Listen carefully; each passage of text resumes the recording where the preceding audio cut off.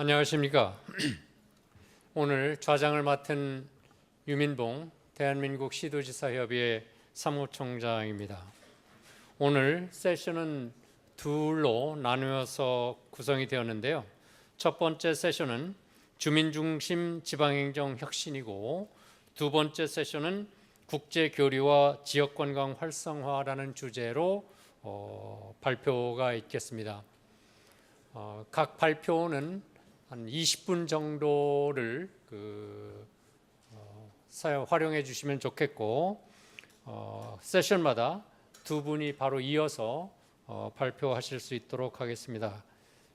첫 번째 발표는 일본 측 디바야시 시냐 대표님께서 풍토자치의 실천을 주제로 발표해 주시고, 두 번째 이어서 한국 측 한국지방행정연구원의 이재영 센터장님께서 주민중심 지방주도 스마트 지방행정의 현황과 과제를 발표해 주시겠습니다. 먼저 다바야시 시냐 대표님을 모시겠습니다. 박수로 모시겠습니다.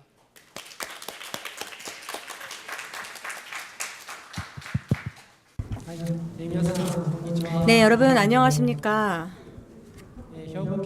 효고현丹波 사사야마시에서 오늘 참석한 다바야시라고 합니다. 오늘 발표 잘 부탁드리도록 하겠습니다. 오늘은 이렇게 저희의 실천 사례에 대해서 한국에서 제1선에서 활약하고 계시는 여러분들 앞에서丹波 사사야마시 소개를 드릴 수 있는 기회를 주신 점 진심으로 감사 말씀드리겠습니다. 제가 발표드릴 주제는 풍토자치의 실천입니다. 이 주제는 어떻게 보면 작고 작은 공동체라고 할 수 있는 이 커뮤니티에 관한 이야기가 될 텐데요. 대단히 송구합니다마는 이렇게 하나의 지방자치의 하나의 방안으로서 하나의 시선으로 다시 한번 되돌아보는 그러한 기회를 오늘 제공을 해드릴 수 있다면 좋겠습니다. 네, 먼저 사진을 보시겠습니다. 저희丹波 사사야마시에 마을산이 있는데요. 이렇게 자연 경관이 풍요롭습니다. 이곳에 도시의 아이들이 놀러 와서 놀고 있는 그러한 모습입니다. 뭔가 손에 쥐고 있는 모습이 보이실까요, 여러분들? 한국어로 개구리입니다. 여러분, 개구리를 보신 적 있으십니까? 가까이에서요. 어른분들은 아마 자라면서 한 번쯤은 보신 적이 있으실 겁니다. 그런데 일본에서는 지금 태어나서 자라면서 개구리를 직접 본 적이 없는 아이들이 많습니다.丹波 사사야마에 놀러를 왔는데 이렇게 처음 개구리 실제를 보았다라고 하는 겁니다. 이러한 아이들이 꽤 있죠. 그런데 개구리는 이렇게 밭에 서식을 하고 있는데 쌀을 여기서 만들고 이 키운 쌀로 우리가 먹고 살아갑니다. 그런데 이렇게 일본의 생활의 근간에 있는 것 자체에 아직까지 경험이 없는 그러한 아이들이 이러한 농촌 산촌의 영위에 전혀 알지 못하고 경험해보지 못한 아이들이 이렇게 소멸 위기에 있는 시골에 주인의식을 갖고 당사자의식을 갖고 스스로의 문제로 이것을 포착할 수 있는지, 바로 이 부분을 저희가 생각을 해야 된다고 생각을 합니다. 이 부분이 어떻게 보면 지방자치에게 있어서 커다란 과제이다라고 저는 생각을 합니다. 네, 저희丹波 사사야마시의 위치입니다. 교토 오사카에서 한 1시간 반 정도 오시면 만나실 수 있고요. 농업을 주요 산업으로 보고 있는 인구 4만 명쯤 되는 지역입니다. 작고 작은 공동체가 많이 모인 마을 산이 있는 그러한 취락이라고 보시면 되겠습니다. 자, 그래서 제 소개를 드려볼까 하는데요. 제가 총무성에 근무를 했었습니다. 모리야마 시장님께서도 총무성에 근무하셨다라고 했고 제가 후배입니다. 그리고 저도 국가공무원부터 시작을 했는데 이렇게 지방자치단체로 파견 경험도 있습니다. 후쿠시마현의 미나미 소마시에서 동일본 대지진이 있었을 때 원자력 발전소 사고가 있었습니다. 이때 지역의 복구와 관련된 업무를 봤었는데 이게 부시장이라고 하는 입장에서 직접 당시에 관여를 했었습니다. 이렇게 15년 동안 행정 직원으로서 근무를 했습니다마는 지금은 민간의 입장에 서서 국가공무원직을 그만두고 행정과 연계를 하면서 활동을 펼치고 있습니다. 그리고 주요 주민들을 주체로 삼고 도자기, 구이죠. 그리고 이 산지의 문화 관광이라던가 혹은 농촌 산촌의 지역 자원을 활용한 관광 지역에 만들기에 임하고 있습니다. 자, 그렇다면 왜 이 국가공무원을 관두었는지 이 제 문제의식부터 말씀을 드릴까 합니다. 후쿠시마에서의 복구 경험이 어떻게 보면 가장 크게 영향을 끼쳤다라고 말씀을 드릴 수가 있을 것 같은데요. 2011년에 일본의 동일본 대지진이 발생을 했고 이때 많은 분들께서 목숨을 잃으셨고 쓰나미로 마을들이 많이 붕괴가 됐었습니다. 그리고 이후에 2016년에 시청에 파견 근무를 하게 되었고 국가 차원에서 새로운 도시 정비를 추진하는 그런 단계에 돌입을 하고 있었던 시절이 있었습니다. 당시에 도로라던가 혹은 하천의 복구 공사가 대략적으로 끝나가고 있었는데요. 이때 병원이라던가 공공시설 아이들이 다시 원래 시설로 돌아가기도 했고요. 이렇게 새롭게 정비를 하기도 하고 또 산업 경제면에 있어서도 국가 지원을 받아가면서 이 도쿄에서 새로운 기업들이 계속해서 들어오고 또 공장을 짓기도 했고 이렇게 새로운 물자들을 계속해서 생산해내기 시작을 했습니다. 이 후쿠시마도 마을 전체로 조금 분위기를 끌어올리자라고 시민분들도 열심히 복구 작업에 임해 주셨고요. 어떻게 보면 이 부분이 대단히 귀중한 저희에게 있어서는 감사한 일이었습니다. 그 부분은 틀림이 없는데 한편에서 생각을 해봤을 때 당시 제 동료 중에 50대 직원분이 남성분인데 계셨습니다. 이분이 제게 이런 말을 당시에 했었거든요. 부시장님, 이제 이곳은 더 이상 내 동네가 아닌 것 같습니다. 이렇게 이야기를 했는데 이 말을 들었을 때 저는 큰 충격에 빠졌었습니다. 이 직원분 열심히 지역 일을 맡았었고 나섰었는데 이렇게 동일본 대지진이 있었고 마을이 거의 제로 상태가 됐고 새롭게 재건을 해 나가는 데 있어서 이때 마을의 주인의식, 당사자의식을 전혀 갖지 못하고 있었던 것 같았습니다. 그 결과 이 직원분의 가족분들은 야마가타현이라고 하는 다른 곳에서 피난 생활을 하고 있었는데 제가 총무성으로 돌아간 이후에 이 직원분도 결국에는 시청을 조기 퇴직을 했고 야마가타 현으로 가족이 있는 곁으로 돌아가셨습니다. 이렇게 하나의 사건이 있었고 이러한 일들을 통해서 지역 과제가 하나씩 해결을 해 나갔는데 한편에서 봤을 때 이 사람들의 스토리가 전혀 해결이 되지 못하는 부분이 있었습니다. 이렇게 지역을 담당해 나가는 사람들의 주인의식이라고 할까요? 당사자 의식이 없다면 이 지방자치의 원동력 자체가 사라지는 것이 아닌가라고 제 스스로에게 있었습니다. 이게 문제의식으로 작용을 했고요. 자, 그렇다면 어떻게 하면 될 것인가 고민을 했고 제 마을이라고 느낄 수 있는 이 주체성을 어떻게 키워나갈 것이냐. 이것이 바로 지방자치의 의식성을 갖는 그런 문제에 있어서는 대단히 중요하다라고 생각을 합니다. 지금 최 시장님 그리고 모리나카 시장님을 통해서 마을의 문화를 통한 지역 관광 자원 활용 문제를 말씀을 해주셨습니다만은 바로 그러한 부분과 직결이 된다고 생각을 합니다. 본인이 애착이라고 생각을 하는 것 이것을 축으로 스스로의 마을이라고 생각하고 애착의 원천으로 삼고 이렇게 당사자, 주체성을 가진 사람들이 늘어나가는 것이 중요하고 이게 제도상 어프로치 접근성으로는 좀 한계가 있기 때문에 이렇게 주민분들과 현장으로 나가서 활동을 하는 길을 제가 선택을 해서 공무원을 그만두게 됐던 것 같습니다.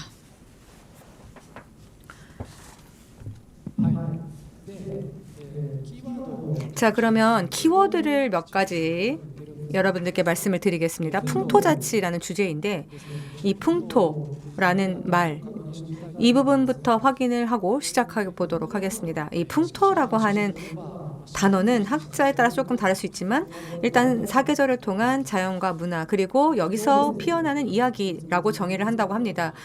제가 오전에 국립중앙박물관에 방문을 했었습니다. 이때 전시물을 봤더니 한국인 분들의 이러한 식주를 통한 삶의 전시라던가 한국인들의 의상, 태어나서 의식들 어떻게 치르시는지 가족 간에 함께 이렇게 서로 축하를 하고 이렇게 생활을 해 나가는 모습을 봤는데요. 또 백제 문화제를 가족과 함께 참석하고 또 지인과 함께 가기도 하고 이렇게 축제 자체를 즐기는 모습을 제가 직접 봤습니다. 그 안에서는 일면식이 없다 할지라도 오신 분들, 다양한 세대 분들이 내 마을 속에 있구나. 그리고 이러한 마을에 내가 살고 있구나라고 하는 부분을 여러분들 가시면 실감하실 수가 있습니다. 일단은 이러한 부분이 본인의 존재 자체를 긍정적으로 작용을 시키고 실감을 할 수 있게 하는 바로 이 부분이 중요하다고 저는 생각을 하는데요. 자, 그렇다면 지역에 대해서 본인이 어떤 것을 할 수 있는지 이것을 지역에 대해서 전개를 해 나가는 것이 중요합니다.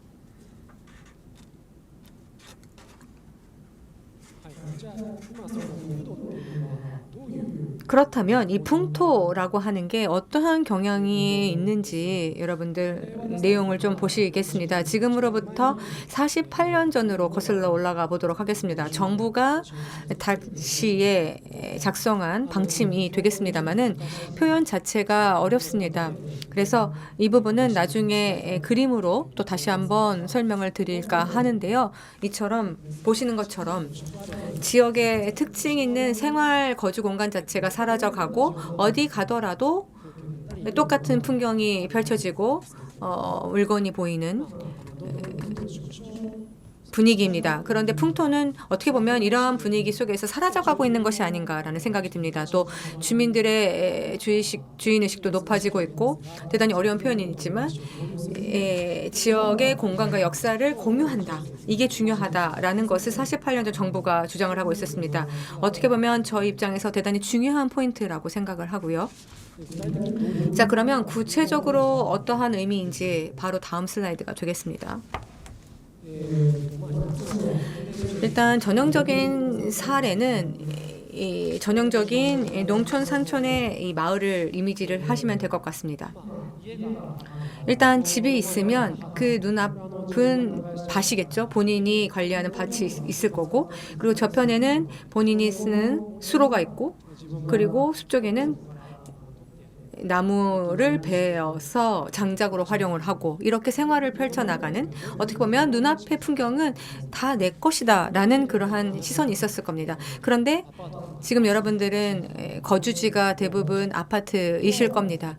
문을 여시고 그 앞에 통로는 내 복도야 내 공간이야 라고 생각하십니까? 혹은 또 그 앞에 펼쳐진 길은 내 길이다 라고 생각을 하세요? 없으실 겁니다. 그러한 상태에서 지역을 당사자 의식을 갖고 생각을 할 수 있는지 저는 바로 그 부분을 대단히 중요하게 보고 있고 이렇게 생활 공간이라고 하는 그런 부분이 축소되고 있다라는 겁니다. 그리고 최근에는 아이들도 스마트폰을 놓지 못하고 계속해서 놀고 있죠. 그래서 지역에서 놀기보다는 이렇게 각각의 컨텐츠를 휴대폰 등등과 같은 기계를 통해서 느끼고 공유할 수 있는 것 자체가 축소되고 있지는 않을까 생각을 해봅니다. 네, 이러한 부분에 있어서 제가 좀 도전하고 있는 부분은 자, 그렇다면 다시 한번 이러한 지역에 대해서 당사자 의식을 가질 수 있는 주인의식을 가질 수 있는 일단 감각 자체를 여러분들께서 좀 다시 한번 되살리셨으면 좋겠다라는 겁니다. 그래서 이러한 사례들 지금 보이실 텐데요. 이러한 사례들을 중심으로 사업으로 전개를 해나가고 있습니다.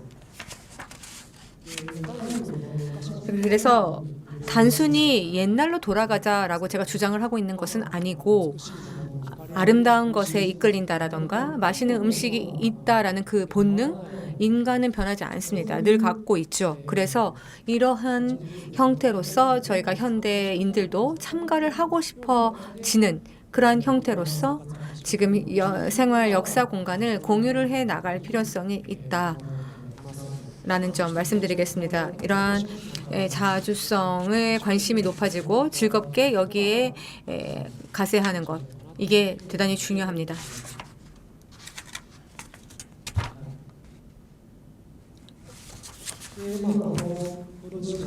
이렇게 풍토자치를 정리해 보면 즐겁게 이 풍토자치를 공유하는 게 지역의 관역, 헌신을 만들어내고 이게 마을의 원동력이 된다라고 생각을 하고 있습니다. 그래서 일반적으로 생각하면 어떻게 보면 너무나 당연한 일이지만 자칫 잘못하면 잃어버릴 수 있는 그러한 부분이라고도 생각을 합니다. 그렇기 때문에 바로 즉시 효과로 보이지는 않을 수 있겠습니다만은 이를 게으리하면 지방자치의 힘이라고 하는 부분은 서서히 약화될 것이다 라고 생각을 합니다.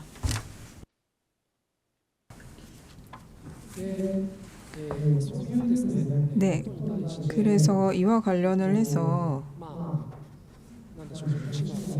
도시의 생활자분들에게 자연이 풍요로운 그 농촌에 관심을 가질 수 있도록 하기 위해서는 농촌에 가치가 있다는 것을 제대로 전달을 해 나가야 할 필요가 있다고 생각을 합니다. 그래서 이 네 가지를 정리를 해 보았는데요. 첫 번째는 자신의 삶을 되돌아보는 것입니다. 농촌에 가게 되면 평소에 자신들이 먹고 있는 쌀과 야채가 어떻게 길러지고 있는지를 알 수 있게 되고 이것을 실감함으로 인해서 자신의 삶이 어떤 식으로 이루어지고 있는지, 형성이 되고 있는지를 새삼 느낄 수가 있다라든지, 혹은 자연이 다하고 있는 그런 역할을 직접적으로 느껴보는 것은 자신이 가지고 있는 가치관을 변화시키는 체험이 될 수 있습니다. 그리고 두 번째는 미의식을 깨닫게 되는 부분입니다. 그 신사라든지 그 절에 그 참배를 가면 파워 스팟이라고 해서 그 절에서 기운을 받는 받기만 하는 입장에서 가는 분들이 굉장히 많이 계시는데요. 뭐 관광적인 측면에서는 상관은 없겠습니다만 그 받고 누리는 것만으로는 커뮤니티 공동체 일체감은 만들어지기 어렵습니다. 그 엄혹한 자연에 대해서 함께 그 안에서 농산물을 기른다든지 함께 산다든지 본인도 일부분 자신을 공헌하면서 헌신하면서 그 커뮤니티 안에서의 그 미의식이 길러질 수 있기 때문에 그것을 의식해 보는 것, 그런 미의식이 우리들의 삶을 지탱하고 있다라는 사실을 깨닫게 될 수 있다라고 생각합니다. 세 번째가 사람과의 관계를 다시 보는 것입니다. 제가 마주하고 있는 마을에서도 제가 이제 직접 풀을 벤다거나 혹은 나의 앞마당뿐만 아니라 다른 분들이 함께 작업하시는 분들의 참여를 해서 그분이 이제 좀 부족하다고 하면 제가 나서서 도와드린다든지 이런 식으로 서로 돕는 그러한 문화가 남아있는 그런 커뮤니티 지역입니다. 그래서 그 지역에서의 교류라든지 혹은 그 직함이라든지 직책, 시골에 가면 사실 쌀 한 톨, 밥 한 그릇 앞에 두고 그런 것들은 전혀 의미가 없습니다. 그래서 일본에서는 같은 솥 안에 밥을 먹는다라는 옛말이 있는데요. 그런 관계성을 다시 재형성해 보는 것이 세 번째가 되겠습니다. 그리고 네 번째가 창의성의 자극이 되겠습니다. 시골에는 인공물이 적기 때문에 예측하지 못한 일이 발생을 합니다. 벌레 소리가 이렇게 많이 울리는구나, 혹은 나무를 베면 이렇게 수액이 많이 나와서 나한테 또 튀는구나, 나무가 살아있구나, 이런 예상치 못한 일들이 발생을 하면서 본인이 가지고 있던 본연의 감각이 예리해집니다. 그러면서 그 안에서 자신의 창의성이 깨어난다든지 그런 경험을 시골에서는 하실 수가 있습니다. 그 밖에도 다양한 사례가 있겠습니다만 이런 것들을 전달해 나갈 필요가 있지 않을까 생각하고 있습니다. 그리고 마지막으로 제가 실천하고 있는 사례를 직접적으로 소개해 드리겠습니다. 350명이 모여 살고 있는 마을에서 농박이라고 해서요. 농가분들과 함께 체류를 즐기는 그런 시설을 개설을 해서 지역 주민분들과 함께 운영을 하고 있습니다. 외부로부터 이제 교류하기 위해서 고객분들이 오심으로 인해서 외부인들과 주민들이 우리들은 그분들을 접하면서 우리가 굉장히 좋은 고장에 살고 있구나를 실감하고 자긍심을 가지고 살아나갈 수 있는 것으로 이어집니다. 지방자치에 대한 주체성이 굉장히 높아질 수 있는 기기가 될 수 있습니다. 그러한 실천을 저는 목표로 해서 이런 사례를 지금 여러 가지로 추진 중에 있습니다.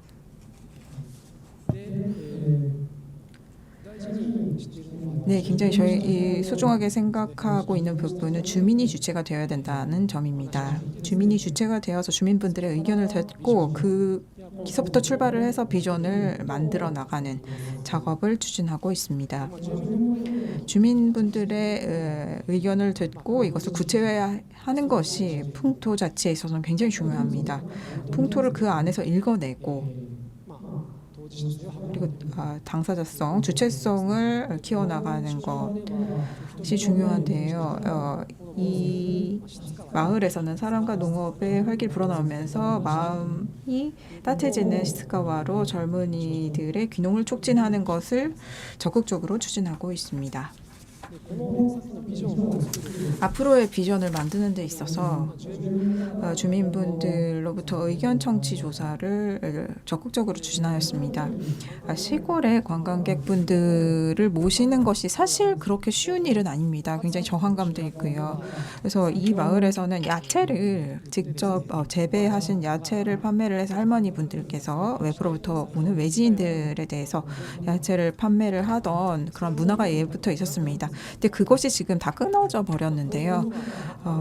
이런 일이 예전에 있었다라는 그러한 주민분들의 말씀을 청취조사를 통해서 확인을 했습니다. 그래서 굉장히 전혀 별스러운 새로운 것을 시작하는 것이 아니라 예전에 그 주민분들이 하시던 일을 다시 한번 이제 힘을 합쳐서 해봅시다라는 식으로 주민분들께 말씀을 드려서 관광 사업 진흥에 이바지하고자 하고 있습니다. 마지막으로 결론으로 넘어가겠습니다. 주민분들의 말씀을 듣는다고 하는 것이 굉장히 중요하다라고 제가 계속 강조를 드렸는데요.